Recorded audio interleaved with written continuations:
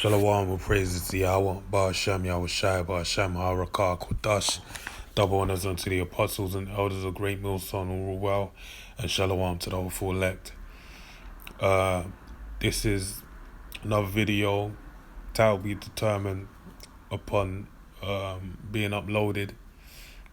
But what I want to deal with is that we're on this path, and really, it's your own path. You come into the truth. You hear the calling of Yahweh, Ba'ashem Yahushai, and basically you make a move, a decision, and you basically lean into it and serve Yahweh, Ba'ashem Yahushai through His grace. And even though you come on under the apostles and elders of Great Millstone, the designated leaders, if you aren't a leader yourself for the camp and you establish that, if you ain't a leader of a camp, that establish a camp, and you basically get the ball rolling, right? You have the brotherhood, but the brotherhood, it only goes so far, in a sense that your salvation is for yourself, all right? It's your own journey, it's your own path. It's all about your relationship with Yahweh, Ba'ashem Yahushai, Ba'ashem Ha'arakah Kodash. And I basically want to deal with that. So as right now, we're in the Day of Atonement. We're atoning for our said sins, all right? Because Yahushua came back, and what did he came back?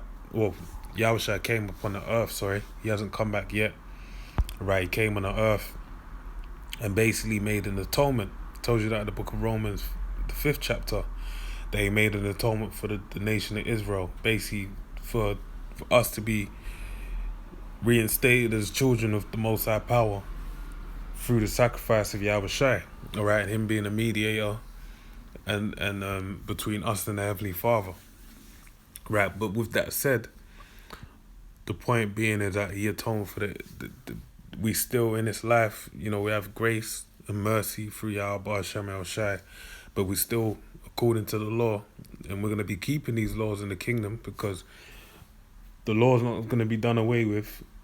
As it tells you in the book of Hebrews, the 8th chapter, that the Lord found fault not within the law, but fault within us, the fact that we're in the flesh. So he established a new promise, being a second covenant upon better promises, all right? Us basically having a body wherein we can never go off and not keep the law, statutes, and commandments. And even we're still going to have a Day of Atonement in the kingdom. So with that, the fact that we're gonna we're gonna keep the laws, and one of the laws is a Day of Atonement, a day where we fast to atone for all of our shortcomings. The fact that we're gonna do that in the kingdom, what so much more now, when we're actually in the flesh and we're going the hell off, man. All right, that lets you know how big a deal this day is, man. Okay, but obviously those are sins that you've done, all right, because it's your path. So it makes all the sense, having an atonement and to delve into this kind of subject matter on a day like this. So this is Sirach 11:9. I'm going to read down to verse 10. All right, so it says, strive not in a matter that concerneth thee not. All right, so whenever you have a matter presented before you, it's best, if it doesn't concern you, it's best to mind your business, man. All right? That's the best thing you can do. All right? Where it's brought to your light, obviously you have to use your discernment and judge the matter accordingly. But certain things that don't concern you, there's no point you jumping in if it's none of your concern. All right? And sit not in the judgment with sinners. Okay? My son, meddle not with many matters. All right? For if you meddle much, thou shalt not be innocent. All right, so basically, if you delve into these matters, if you involve yourself in many matters and different forms of matters, basically, even though you may have entered in innocently and it's not really your problem, the fact that you've engaged in that problem now, or that said matter, you've now become part of the matter. Okay, you now have a lot within it. So whatever. And that's why it says thou shalt not be innocent, because whatever judgment gets brought forth, you're going to be part and parcel with that judgment. The same way if you got involved in an investment of some sort, to be a benefit unto you, you'd have a part in that as well. All right. But it reads, and if thou follow after, thou shalt not obtain. All right. Neither shalt thou escape by fleeing. All right. And if thou follow after, thou shalt not obtain. So yeah, basically, you know, if you join yourself in a matter that has nothing to do with you, hey, be aware that the fallout will be upon you. So Rock is really what's being said in that scripture is really for you to mind your business and for you to dwell on matters that concern yourself. All right, and I want to show an example of this. This is John 21. I'm going to start from verse 20. Okay, and it reads, Then Peter turning about seeth the disciple who Yahushua loved following. All right, and the apostle that the disciple that Yahushua loved was John, right? John the Revelator. Okay, which also leaned on his breast at the supper, right, and said, Lord, which is he that betrayeth thee? Peter seeing him saith to Yahushua, sorry, let me read this again. Then Peter turning about seeth the disciple whom Yahushua loved following, which also leaned on his breast at supper, and said, Lord, which is he that betrayeth thee? All right. So this is the point here. Peter seeing him saith to Yahushua, Lord, what shall this man do? All right. Now, why was Peter saying that? Peter saw the way let's go back even with the Lord. Right, Peter saw the Lord on the scene, the great things that he was doing while he was on the scene. He was an austere man, all right, but he took a great liking to John, all right. The fact that he took a great liking, as you know, in a real humane type of way, you would have thought naturally that the fact that he took a liking to him, that there must be something great in store for this man, and there was, all right.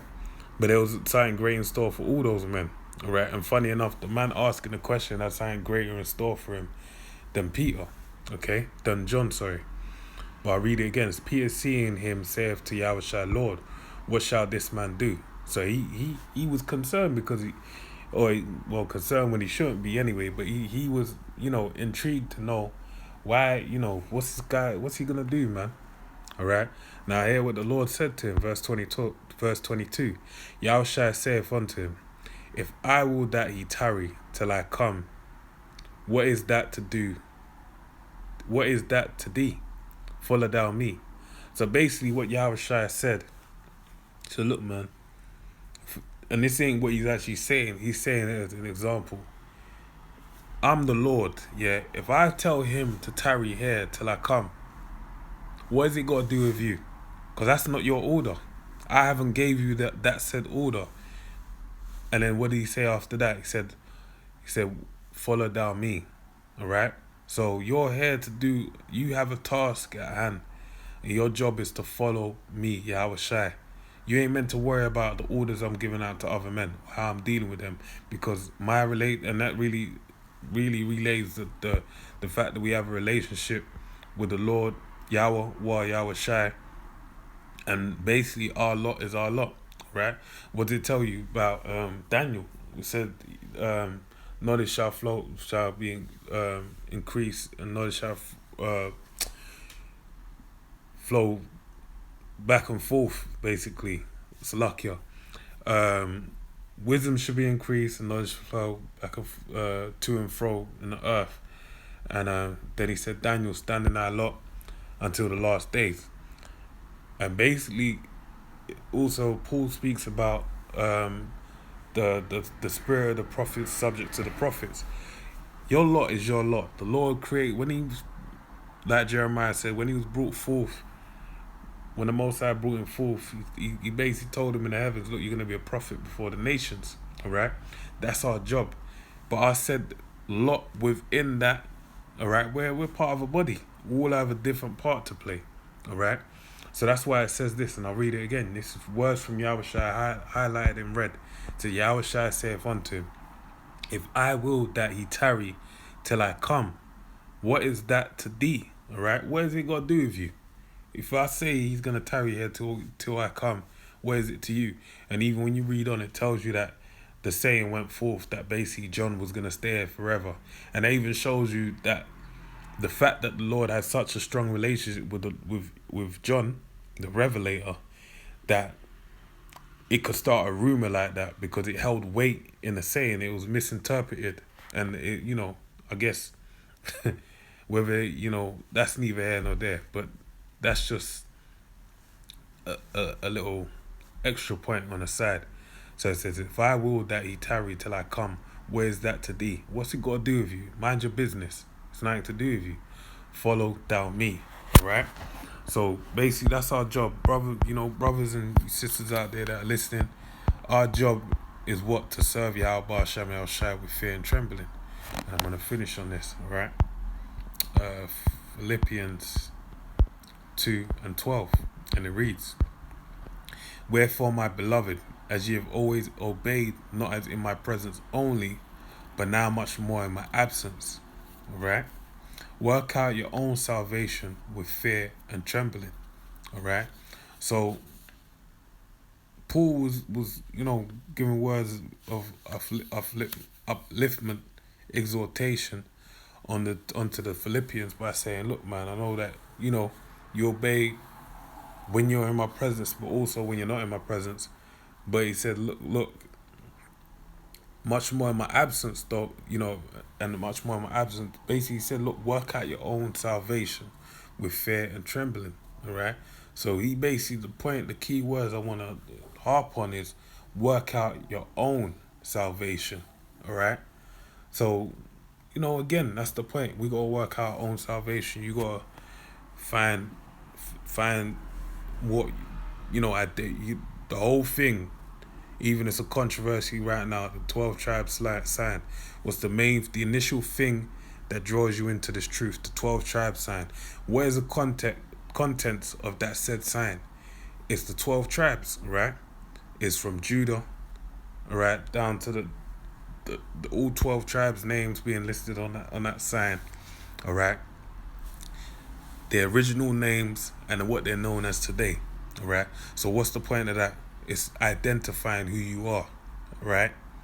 Within the book, within this body of Yahweh Shai.